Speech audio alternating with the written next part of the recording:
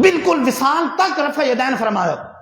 کوئی ایک حدیث میں صریح لفظ دکھا دے تو پھر بات بنے گی. خالی یہ نہیں کہ کیا ہے تو پھر منع بھی تو کیا ہے. پھر تو کوئی دلیل پیش کر سکتا ہے قرآن مجید سے کہ حضرت یوسف علیہ السلام کے بھائیوں نے یوسف علیہ السلام کو سجدہ کیا ہے، تو ہم یہ کہیں گے کہ سرکار نے بعد میں منع کر دیا، اس امت میں منع ہے. والدین اور بھائیوں نے یوسف علیہ السلام کو کیا سجدہ، آدم علیہ السلام کو فرشتوں نے سجدہ کیا، لیکن یہ منسوخ ہو گیا.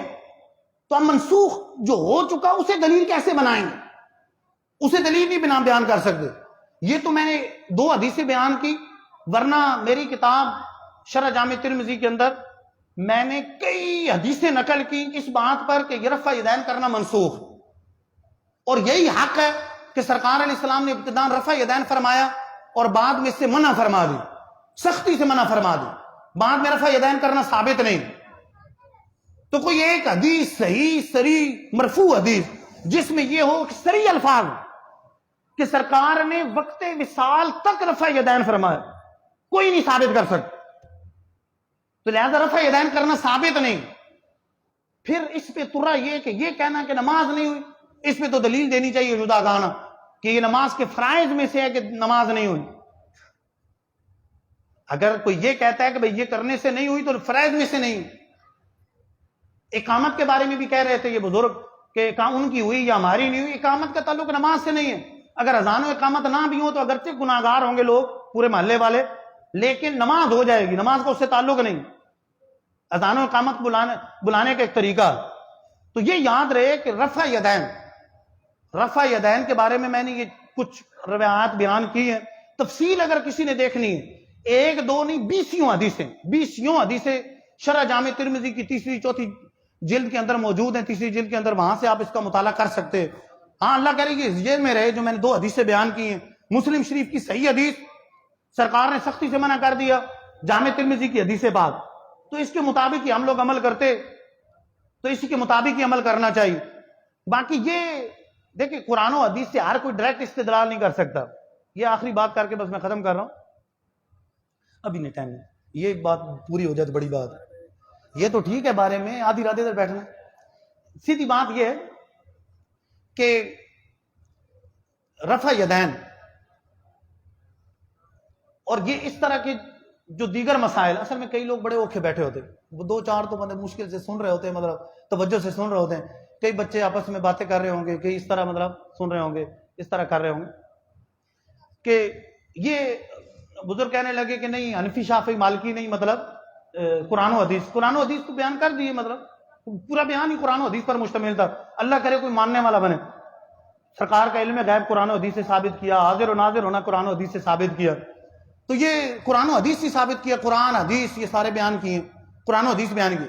باقی ڈائریکٹ قرآن و حدیث سے استدلال کرنا کہ ہر ایک کا اتنا علم ہے کہ وہ حج کر سکتا ہے، کون کرے؟ سب کو اتنا علم ہے کہ وہ ڈائریکٹ حدیث سے استدلال کریں گے. بخاری شریف کی حدیث پاک ہے، سرکار علیہ السلام نے قبیلہ ارینا کا بڑا مشہور واقعہ ہے. وہ بیمار ہو گئے، مدینے میں آئے تو سرکار نے فرمایا جاؤ تم صدقے کے جو جانور ہیں ان کا دودھ اور پیشاب ملا کر پیو. انہوں نے پیا، شفا ہوگی. اب اس حدیث سے کوئی یہ استدلال کرے کہ جب بھی بیمار ہو جائیں تو ٹھیک ہے دودھ اور پیشاب صدقے کے جو اونٹ ہیں یا جانور ہیں ان کا ملا کے پییں تو ٹھیک ہو جائے گا، پیشاب پینا کیا جائز ہو جائے گا. اور دوسری حدیث ہے سرکار نے کس فرمایا فَإِنَّ عَامَةَ عَذَابَ الْقَبْرِ مِنْهُ، عام طور پہ جو عذاب ہوتا ہے وہ پیشاب کے چھینٹوں سے ہوتا ہے، پیشاب سے ہوتا ہے. اب پیشاب جسم پہ لگے تو عذاب ہو رہا، پینے سے کیا عذاب ہوگا پھر؟ تو لہذا علماء مجتہدین کی طرف رجوع کرنا پڑے گا. ایک میں دفعہ اپنے علاقے میں نماز پڑھ رہا تھا، تو نماز پڑھ کے نکلا تو ایک لڑکا سا 15-16 سال عمر ہوگی یا 18 سال ہوگی، جرابوں کے اوپر مسح کر رہا ہے. تو یہ عام جو سوتی جرابیں ملتی ہیں، حالانکہ اس پہ جائز نہیں ہے، موضوع پہ مسح ہونا چاہیے. تو میں نے اسے کہا کہ اس پہ مسح نہیں ہوتا، کہتے بخاری میں لکھا ہو. میں باہر جا کے کھڑا ہو گیا، میرے ساتھ ایک عالم بھی تھے، مدنی تھے. میں نے کہا جاؤ بخاری لے آؤ جلدی سے. وہ گئے بھاگ کے بخاری شریف لے آئے. تو جیسی نماز پڑھ کے آیا تو میں نے کہا دیکھو یہ بخاری ہے، بتاؤ کیا لکھا ہے. کہتے نہیں مجھے عربی نہیں آتی، یہ تو عربی میں ہے، میں نے اردو میں کسی کتاب میں پڑھا. اب مشکات کو مشکوت پڑھنے والے تو یہ مطلب اب کیا مسائل کا استدلال کریں، اردو کی کتابیں پڑھ. میں ادھر ہی مسجد میں بیٹھا ہوا تھا، چار زانو ہو کر یوں بیٹھا ہو، چار زانو ہو کے بیٹھتے ہیں نا، انگوٹھ مار کے جیسے کہتے ہیں. تو وہ ایک بابا جی آگے ریٹائر آرمی میں تھے، ریٹائر، مجھے آگے کہنے لگے یہ بخاری میں لکھا ہے کہ انگوٹھ مار کے بیٹھنا حرام ہے. میں نے کہا اللہ خیر کرے، انگوٹھ مار کے بیٹھنا کیسے حرام ہو گیا؟ حالانکہ سنت مبارکہ ہے، حدیث میں موجود، انگوٹھ مار کے ہی چار زانو ہو کے بیٹھنا سنت سے ثابت. تو کہتے میں نے کہا چلو آؤ بابا جی مجھے دکھاؤ کہاں لکھا ہے. مجھے گھر ان کے چلا گیا بخاری شریف دیکھنے.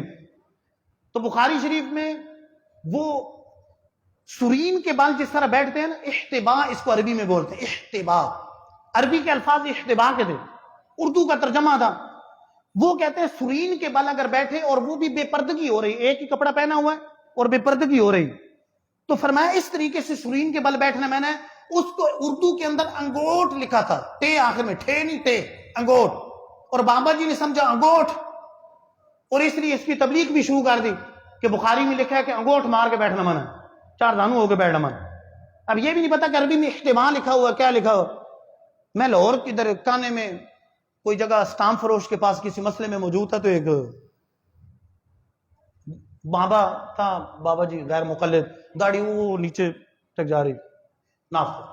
تو مجھے وہ ساتھ والا جو میرے ساتھ بندہ تھا اس کو ذہن بنانا شروع ہو گیا ہے، نہیں جو مکے میں ہو رہا ہے مدینے میں ہو رہا ہے اس پہ عمل کرنا چاہیے، اس پہ کرنا چاہیے، اس پہ کرنا چاہیے. تو میری طرف دیکھ کے کہتے ہیں اسی پہ کرنا چاہیے. میں نے کہا وہاں فلمیں دیکھیں تو آپ بھی فلمیں دیکھیں گے، وہاں ڈرامے دیکھیں تو آپ بھی ڈرامے دیکھیں گے، وہاں شہزادوں کی چھوٹی چھوٹی داڑیاں تو چھوٹی داڑھی رکھے، آپ نے تو آپ کی داڑھی ناف تک جا رہی. تو وہاں مطلب بت خانے کھولیں گے تو بت خانے کھول لیں گے. کہہ رہے نہیں قرآن و حدیث کے مطابق. تو میں نے کہا یہ بات کریں نا کہ قرآن و حدیث کے مطابق چلیں. میں نے کہا میں حدیث صاحب کو دکھاتا ہوں، صحیح حدیث موجود ہے بخاری شریف کے اندر کہ مٹھی سے زائد داڑھی حضرت ابن عمر نے کاٹی. جامع ترمذی کی حدیث پاک ہے، حضور نے خود داڑھی شریف مٹھی سے زائد کاٹی، حدیث ہے. کہہ رہے نہیں کوئی حدیث نہیں ہے. میں نے کہا دیکھو میرے ساتھ یہ موجود ہے، فیضان مدینہ پاس ہے، آپ ان فیضان مدینہ یہ جاتے ہیں لے آتے حدیث کی کتابیں. اگر میں آپ کو حدیث دکھا دوں گا تو آپ کی داڑھی ادھر ہی کینچی سے کاٹنی، مطلب چھوٹی کرنی، ایک مٹھی تک کرنی، داڑھی مٹھی سے زائد نہیں، مطلب نہیں. میں ابھی دکھاؤں گا، لیکن آگے سے چپ نہیں نہیں نہیں نہیں تو نہیں نہیں کیا مطلب.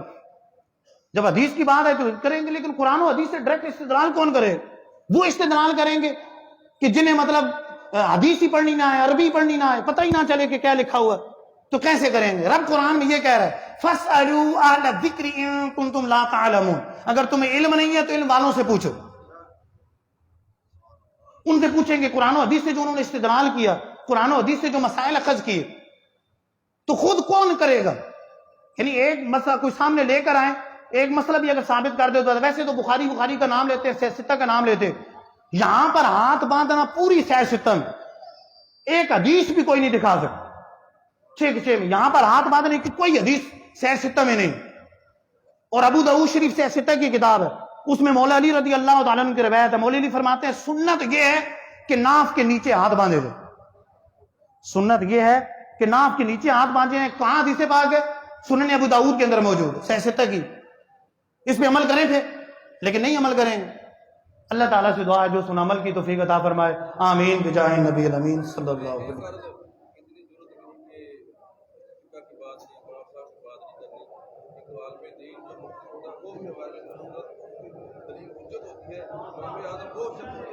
جن کو ساری